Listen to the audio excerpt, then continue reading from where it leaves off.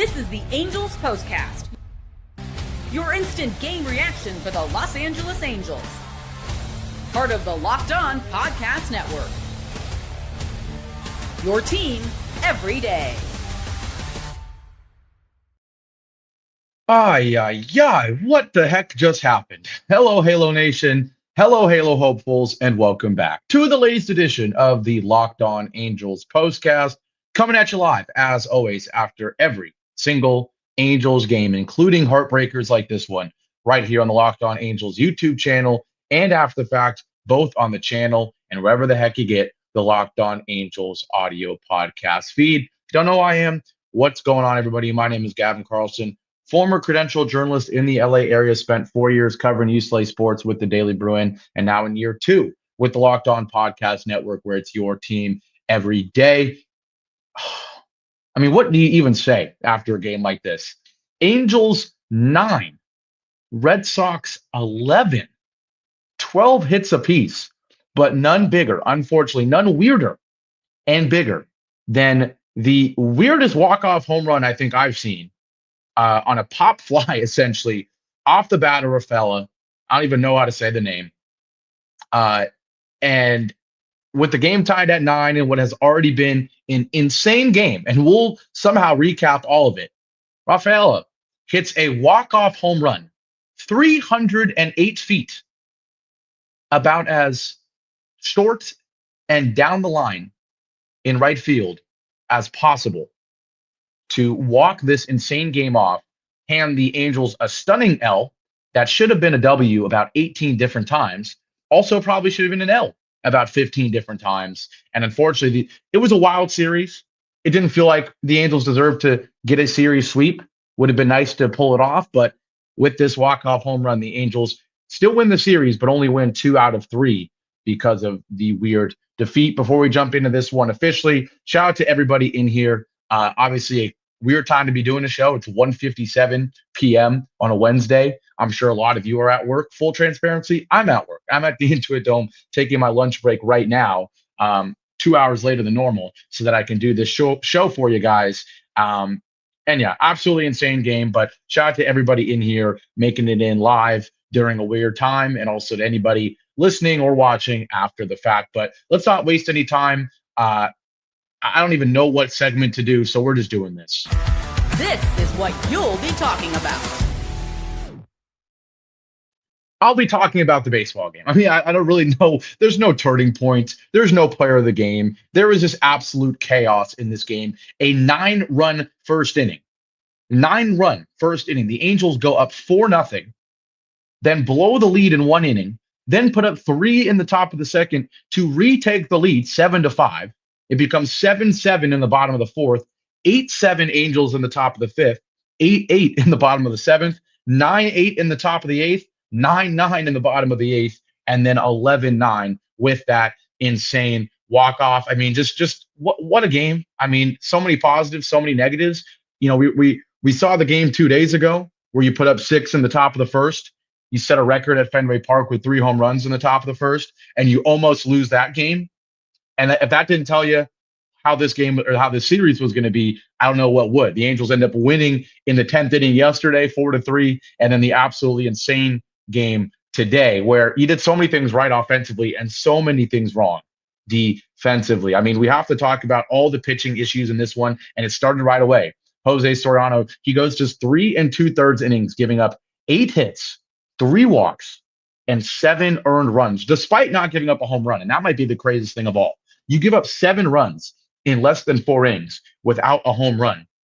That just tells you how much chaos was going on in this one. We know Soriano, like Kohanowitz, unfortunately, they're guys that are going to rely on contact, just weak contact, right? And unfortunately, they always have too many walks for guys that don't have 7, 8, 9 strikeouts, right? And today it was one of those cases where the contact was not weak. The Red Sox were all over Soriano and started right away. I mean, the first 6 guys for the Red Sox reach base. Incredible, truly incredible, right? Duran with the leadoff single, Devers walks, Abreu singles to score the first run. At this point, remind you, it's 4-0 Angels going into the bottom of the first. But then the Red Sox go single, walk, Sorry, single walk, single walk, single. Crazy, right? Crazy. Um, and unsurprisingly, a lot of ground balls, right? Duran hits a ground ball. Abreu hits a line drive that falls into right center field. And then Narvaez base hit on a ground ball, right?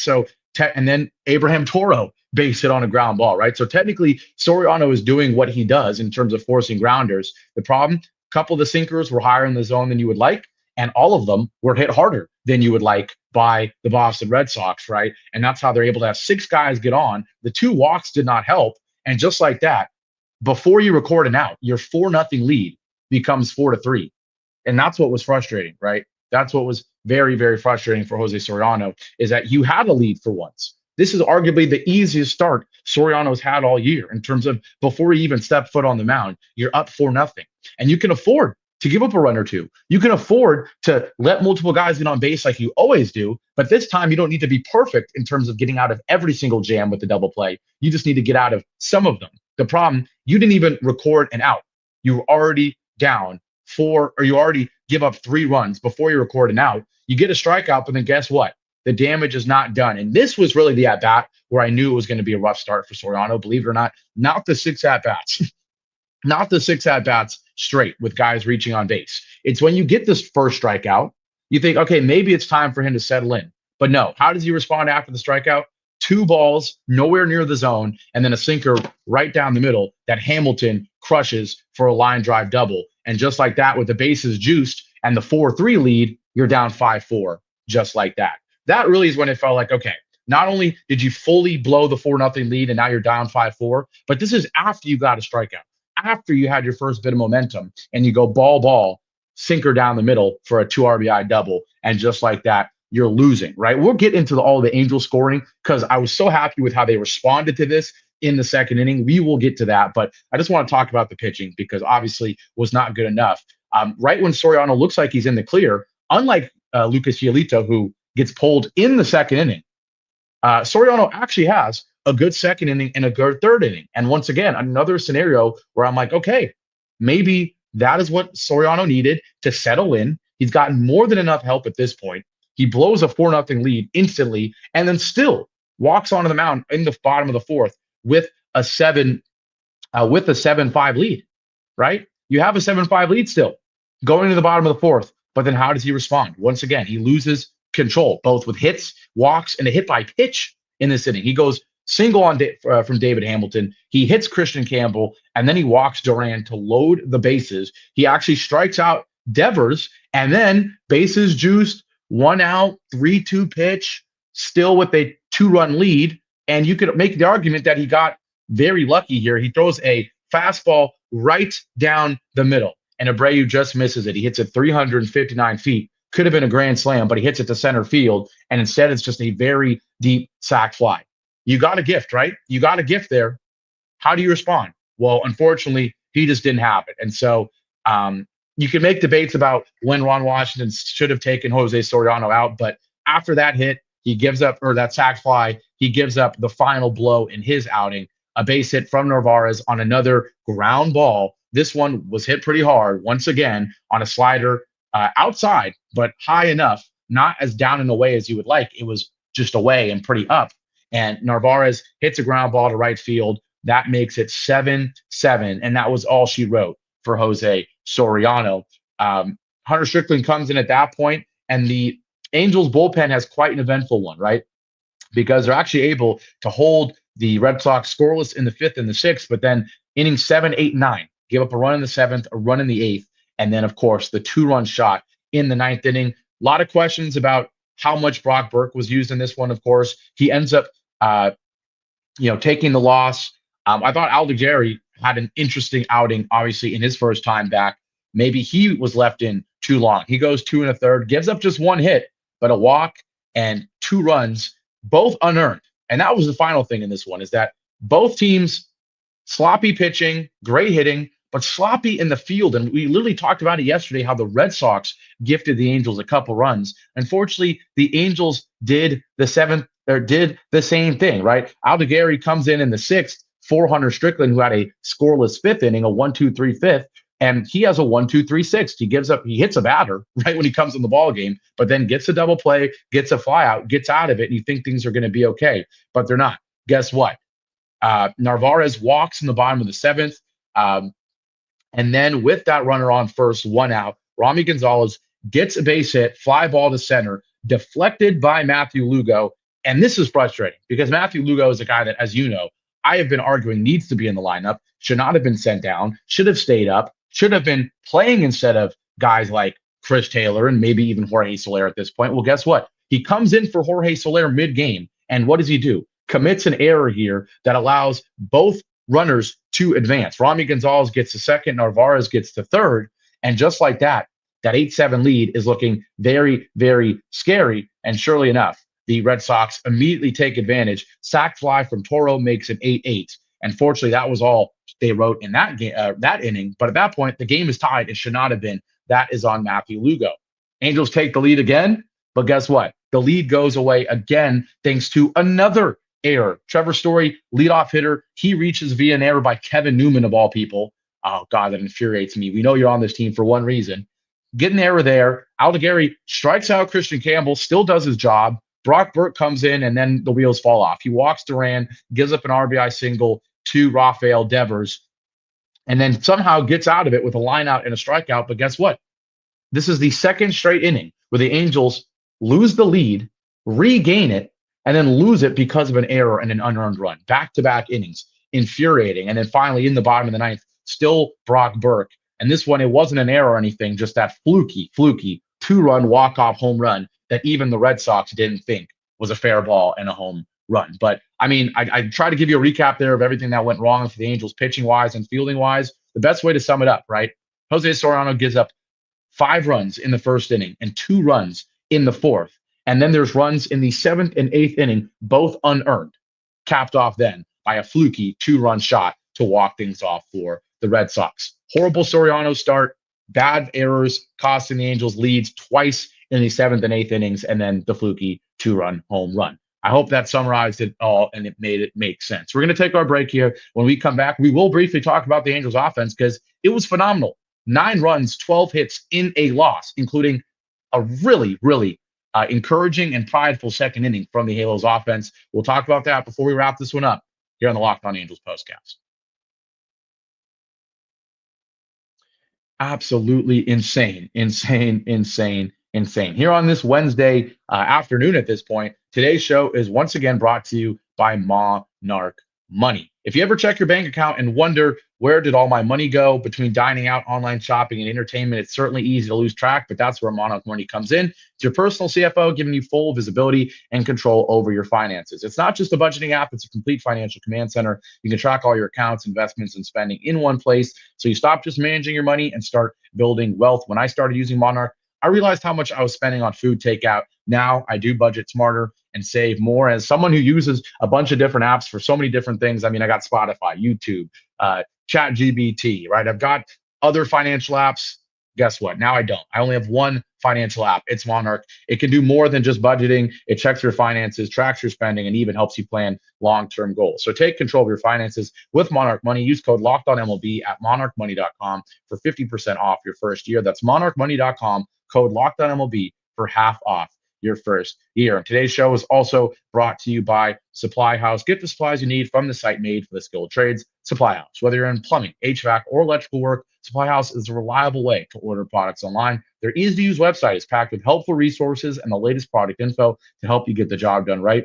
Plus, with a complete inventory of over 200,000 parts from 400 plus top brands, you'll find exactly what you need delivered fast from coast to coast. If you need help with an order, Supply House offers expert support and industry-leading service. So you'll always talk to a real person. And for trade pros looking for an extra edge, their free Trademaster program offers exclusive perks like a dedicated phone line, free shipping, and discounts on every order. Thousands of skilled professionals are already taking advantage. Now it's your turn. Join the Trademaster program today at supplyhouse.com/TM and start ordering plumbing, HVAC, and electrical supplies with just a few clicks.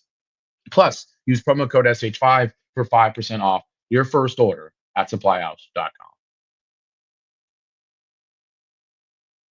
Back here live on a frustrated, stunned, any adjective you can think of, edition of the Locked On Angels Postcast. Somehow, some way, the Angels managed to lose a ball game where they score 9 runs on 12 hits. Why? Well, because Jose Soriano had one of his worst starts in his young Angels career. He gives up 7 earned runs, 5 in the bottom of the first, after the Angels jumped out to a 4-0 lead. And then after the Angels make it 7-5, he blows that lead as well with 2 runs in the bottom of the fourth. That made it 7-7.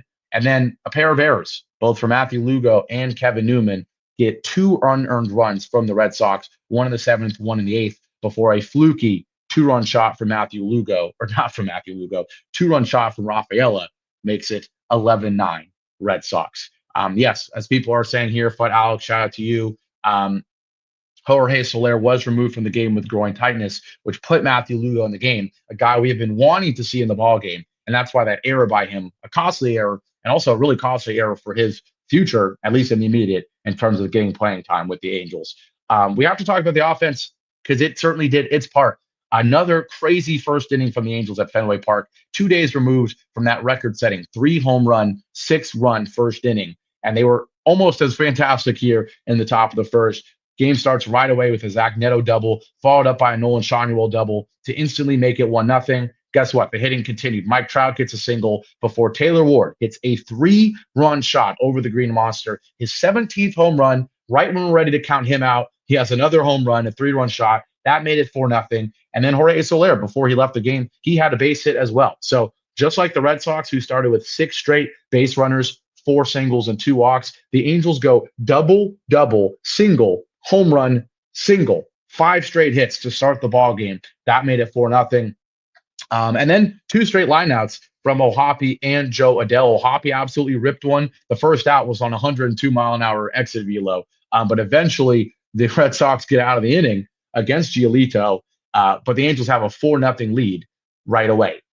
They lose the lead right away in the bottom of the first. And this inning, this top of the second, boy, was I fired up and proud of the team after what they did, right? To go up 4-0, have another huge first inning. If you've watched the Angels lately, they like to have big first innings and big ninth innings, right? But today, you lose that 4-0 lead and talk about picking up your starting pitcher right away. Doing it again in the top of the second. Kevin Newman hits a ground rule double using that short right field to his advantage. And then our man, Zach Neto, unbelievable. He triples. He hit it 388 feet by that Green Monster once again. Would have been a home run in a lot of parks, but instead it's just an RBI triple. And then Nolan Schanuel goes for his, or Schanuel, excuse me, goes for his second double in as many at-bats. Another hard hit ball. This one to center field, 332 feet. That made it 6-5 Angels. They regain the lead before recording an out again. And so Trout grounds out, but Schanuel moves to third, and then Taylor Ward hits him in with a sac fly before a Jorge Soler walk was the last at-bat of the ball game for Lucas Giolito. But just summarize what happened there in those first 2 innings. We saw Zach Neto with a double and a triple. We saw Nolan Schanuel with a double and a triple. We saw Mike Trout with an RBI single, or excuse me, not an RBI single, but a single and a productive out. And then we see Taylor Ward with a 3-run shot and a sac fly. That alone is proof enough that 1 through 4 did its job today. It absolutely did its job. And to summarize, Neto finishes 2 for 5, Schanuel 2 for 4, and Ward 1 for 4 with 4 RBIs. Mike Trout goes 1 for 3 with that run and 2 walks as well. So the 1 through 4 looks settled. Jorge Soler, I mean, you have to give him his credit. He was 1 for 1 with a walk before he left. And after I was saying the 1 through 3 is set, right? Neto, Schanuel, Trout, that's the 1 for 3, the 1 through 3 for the rest of the year, hopefully for the next 5 years at the very least, right? Talking about Trout. But for Ward to do what he did today, 3-run shot and a sac fly, and even for Jorge Soler to do what he did in his first 2 at-bats before leaving with an injury, right? Ohapi, even an okay game. He does have a 1 for 5 performance with an RBI. You feel decent. You feel great about 1 through 3. But even 4, 5, and 6, if it is, you feel great about 1 through 4 at this point. But even Soler, 5, and Ohapi, 6, you feel okay about them right now. Problem is now Soler might be out. Lugo maybe fills in, but he's got to clean things up in a couple aspects if he wants consistent playing time. But it's a frustrating one. You even had Kevin Newman go 2 for 4, including a double and a big-time double that was, 2 doubles from Newman. So a lot of guys did enough for the Angels to win this ball game. You have 12 hits. You get some help with the Red Sox with a error as well. You draw 4 walks. You only strike out 8 times. You put up 9 runs. And this is really one of the first games where the offense went crazy in a loss, right? There's been plenty of games where the pitching does everything it can and you lose, right? And there's been games, certainly games, where the Angels offense goes crazy and you win, right? Those Dodger games being the most memorable, right? But really the rare game here where the Angels offense goes crazy in a loss, and you just hope that that doesn't, discourage the lineup in any way, and the lineup is able to stay hot going into the next series. But it's just one of those games, unfortunately, where you did enough to win offensively, but defensively and pitching wise, you're going to lose 99% of the time. You give up 11 runs, 12 hits, and also 2 errors. So, it's one of those rare games where you leave it feeling, I honestly feel better about the Angels as a whole that I did coming into this series. Certainly, you go 2-3, the offense pretty explosive, combining for 20 runs in the 3 games. The problem, the lineup ends up giving up almost 20, right, in the series as well. But we know that's the case, right? We know the bullpen is a bunch of, patch and play relievers. We know the rotation is not good enough. And we know that Fenway Park is going to create chaos as well. But the moral of the story, the Angels do leave the series with the 2-1 series win. And you do leave the series feeling really, really good about Mike Trout. Of course, continuing to feel really good about Zach Neto and Nolan Schanuel, who at this point, you got to talk about Schanuel the same way we were talking about Neto and Ohapi. I feel like we kind of had Neto and Ohapi in this A tier and then Schanuel in the second tier. You got to put Schanuel right up there, certainly with Ohapi and Neto as the big three. And then if Trout and Ward can continue to produce as outfielders, as veteran outfielders, then you feel good about 1 through 5 in this lineup. You probably move Ohapi up if Soler is out. But we're going to wrap this one up. Angels fall 11-9, a crazy walk-off wild game, and the Angels fall just short. Soriano not good enough. We will certainly be zooming in to his next start to hope he can clean things up. We know the bullpen's going to be chaotic. But yeah, it's just one of those games, unfortunately, where the Angels fall short. But appreciate you guys, as always, for jumping in here live in the middle of a Wednesday when a lot of you are at work or being busy. So appreciate everyone in here live. Shout out to everyone who listened after the fact. Make sure you hit that like button, leave a comment, let me know what your thoughts were on this crazy game, and what the lineup should look like going forward, especially if Jorge Soler has to miss any time with that groin tightness. But we're going to wrap this one up. We'll be back here, not tomorrow, Angels with a day off tomorrow, but we'll be back here Friday, as always, after every single Angels game. Take care, everybody. Keep your heads up. The offense looks good, at least, and we'll be back on Friday. Have a good one. Take care.